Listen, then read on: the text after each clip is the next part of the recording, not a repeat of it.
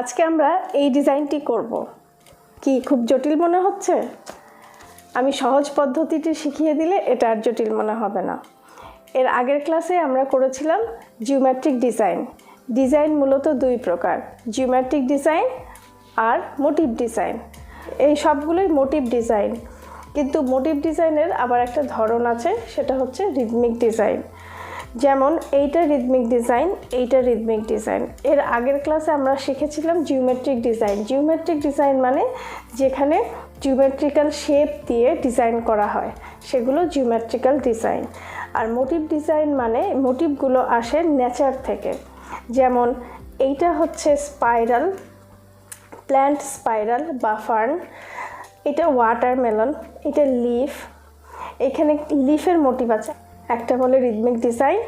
Rhythmic design মানে যেটার একটা ছন্দ আছে, রিদম আছে। তার মানে রিদমিক ডিজাইন মোটিভ ডিজাইন, কিন্তু সব মোটিভ ডিজাইন রিদমিক ডিজাইন নয়। যেমন এটা শুধু মোটিভ ডিজাইন, এবং এখানে মোটিভ ওয়াটারমেলন, এখানে মোটিভ লিফ, এখানে মোটিভ লিফ, এখানে মোটিভ লিফ, কিন্তু এই দুটো ডিজাইনের একটা রিদম আছে। এগুলোকে সেই জন্য বলছে রিদমিক ডিজাইন। এই ফর্মগুলো সবগুলোই ন্যাচারাল ফর্ম। এই ফর্মটার নাম কলকা। এই কলকা ডিজাইনটা কোথা থেকে এসেছে? এই কলকা ডিজাইনটা এসেছে আম থেকে। এটা খুব একটা ইন্টারেস্টিং গল্প। এবং এইখানে আমি যে ডিজাইনটি করেছি সেখানে মোটিভ ডিজাইনও আছে এবং রিদমিক ডিজাইনেরও পার্ট আছে। তার মানে এটা দুটো ডিজাইনের কম্বিনেশন, কিন্তু সম্পূর্ণ ডিজাইনটিকে আমরা বলবো মোটিভ ডিজাইন।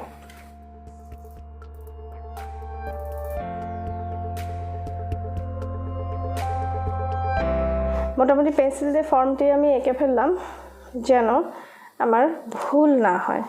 এখন এটিকে আমি ব্ল্যাক বর্ডার দিয়ে ডিজাইনটিকে ফর্মে আনবো।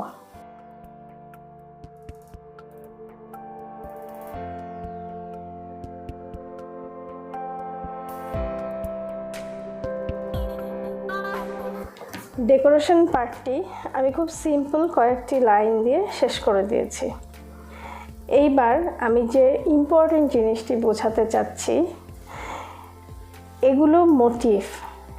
এই ফিশ, এই ওয়েভ, এগুলো মোটিভ, এবং এই পুরো ডিজাইনটিকে বলছে প্যাটার্ন।